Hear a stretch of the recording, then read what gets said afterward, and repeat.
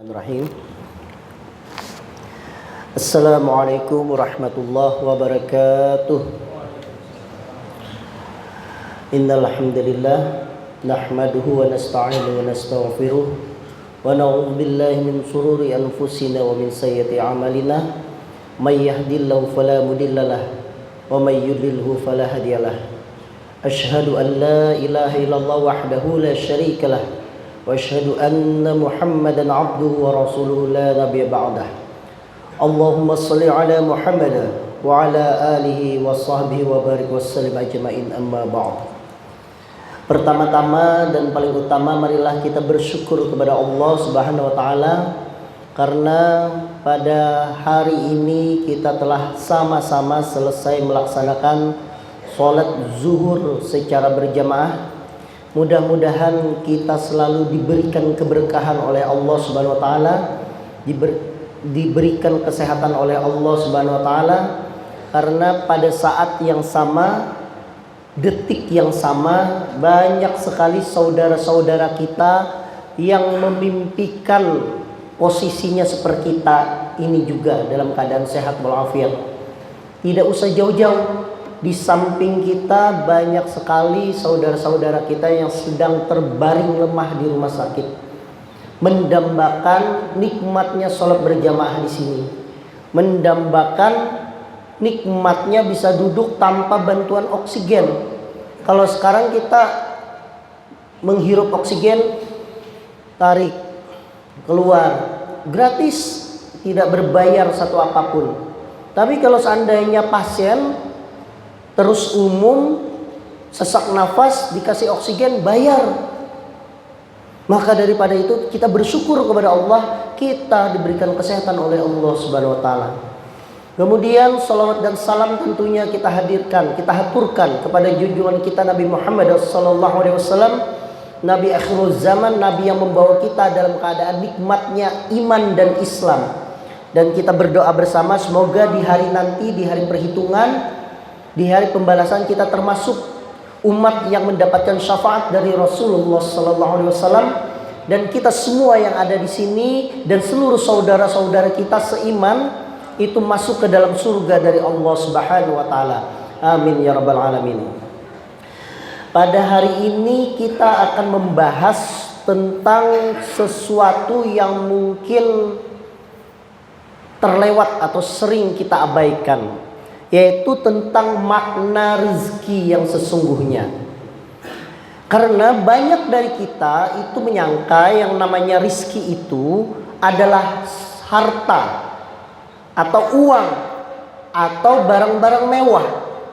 Namun sesungguhnya yang namanya rezeki itu lebih dari sekadar materi. Rezeki itu apa yang kita nikmati dalam hidup ini, itu adalah rezeki. Yang pertama, rizki itu apa yang kita nikmati, bukan apa yang kita miliki.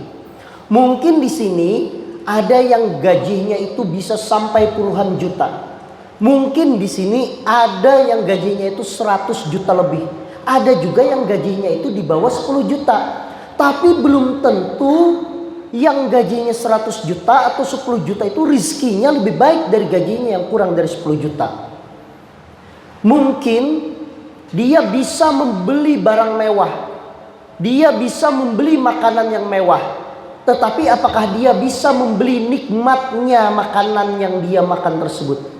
Dia bisa membeli ranjang yang begitu mewah, ranjang yang begitu mahal, tapi apakah dia bisa membeli nyenyaknya tidur pada saat dia berbaring di ranjang tersebut? Dia mungkin bisa membangun rumah megah bak istana, tetapi apakah dia bisa membeli kedamaian di dalam rumah tersebut? Maka daripada itu belum tentu orang yang gajinya 100 juta dia itu bisa menikmati rezeki seperti orang yang gajinya mungkin cuma 5 juta atau 6 juta. Karena itu Allah berfirman dalam surah Al-Baqarah ayat 286, la yukallifullahu nafsan illa wus'aha. Allah tidaklah membebani seseorang melainkan sesuai dengan kesanggupannya. Banyak orang memiliki harta berlimpah, tetapi orang tidak bisa menikmatinya. ternyata dari surah itu tidak hanya beban dari segi musibah, tetapi juga bagaimana beban ketika dia memiliki rizki. Saya bisa katakan, ketika saya punya pasien, saya punya uang dok berlimpah, tetapi ketika saya beli kikil ataupun sup kambing, saya tidak bisa menikmatinya karena tekanan darah saya yang tinggi. Saya ingin sekali dok menikmati segarnya es teh manis menggunakan gula pasir, tapi apa daya gula darah saya yang sangat tinggi. Saya ingin sekali dok menikmati udang yang begitu enaknya, udang galah yang wah, kata orang nikmat sekali kalau di YouTube itu diputar. Tapi begitu saya makan sedikit, muka saya jadi bengkak karena alergi. Itu adalah artinya sebuah pembatasan rezeki dari Allah Subhanahu wa taala. Sehingga tadi tepat apa yang dikatakan yang pertama, bahwa rezeki itu apa yang kita nikmati, bukan apa yang kita miliki. Mungkin kita bisa punya barang mewah, tetapi belum tentu kita bisa menikmati barang mewah tersebut. Jadi yang pertama adalah apa yang kita nikmati, bukan apa yang kita miliki. Kemudian yang kedua, rizki itu adalah sudah ketetapan dari Allah Subhanahu wa taala. Dan cara menjemput rizki itulah yang merupakan ujian dari Allah Subhanahu wa taala. Kenapa kami katakan seperti itu? Dalam firman Allah dalam surah Hud ayat 6, "Wa ma min dabbatin fil ardi illa 'alallahi rizquha." Jadi, dan tidak ada suatu binatang melata pun di bumi ini melainkan Allah memberi rizkinya. Jadi Allah sudah menetapkan rizki kepada kita semua yang ada di sini. Tetapi bagaimana cara kita menjemput rizki, itulah yang menjadi ujian dari Allah SWT. Apakah kita itu bersabar dengan rizki tersebut? Apakah kita bersyukur dengan rizki yang ada? Karena rizki itu bukanlah soal banyaknya harta, tetapi seberapa besar nikmat yang kita rasakan dari apa yang kita miliki. Kemudian yang ketiga, rizki yang sesungguhnya itu adalah ketenangan, kesehatan, dan keberkahan.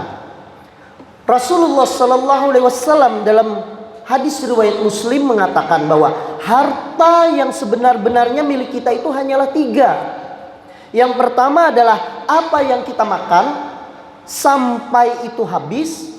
Yang kedua, apa yang kita pakai sampai itu usang. Dan yang ketiga, apa yang kita sedekahkan sehingga itu menjadi milik orang lain. Maka betul sekali apa yang disampaikan oleh Rasulullah SAW dalam hadis riwayat yang disampaikan oleh At-Tirmizi. Jadi dikatakan oleh Rasulullah bahwa barang siapa di pagi harinya itu merasa aman di rumahnya, man asbaha minkum aminan fi sirbi, kemudian sehat badannya, mu'afan fi jasadih, kemudian pada hari itu terdapat makanan yang cukup, indahu qutu yaumi. Apa kata Rasulullah selanjutnya? Faka'annama hizat lahud dunya, maka dunia ini seolah-olah milik dia. Jadi kalau seandainya kita bangun pagi itu badan kita sehat, keluarga kita aman, kita tidak ada permasalahan, makanan ada cukup untuk hari itu, faka'annama hizat lahud dunya, maka seolah-olah dunia ini ampun kita. Maka daripada itu sungguh naif rasanya kita yang sudah diberikan keberkahan rizki, kita sudah diberikan kenyamanan rasa yang aman, kemudian kenyamanan rasa sehat, kita masih saja mengeluh dengan hanya ujian yang sedikit dari Allah Subhanahu wa taala. Maka daripada itu menutup kultum kita yang cukup singkat ini, maka kami izinkan untuk membacakan surah firman Allah dalam surah Ibrahim ayat 7. La in syakartum la'azidannakum wa la in kafartum inna adzabi lasyadid.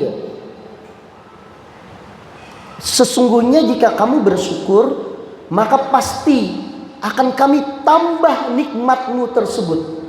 Tetapi jika kamu mengingkari, maka sesungguhnya azabku sangat pedih. Maka daripada itu mudah-mudahan pada kultum kali ini ulun bisa membuka hati pian-pian berataan yang ada di sini, bahwa kita sekarang berada di sini penuh dengan rizki dari Allah Subhanahu wa taala.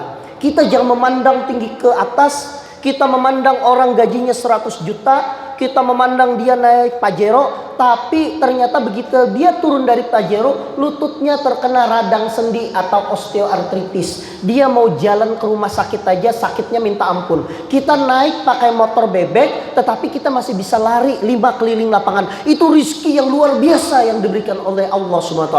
Mudah-mudahan ini bermanfaat untuk kita semua. Ulun mohon maaf kalau seandainya ada kata-kata yang salah. Fastabiqul khairat. Wassalamualaikum warahmatullahi wabarakatuh.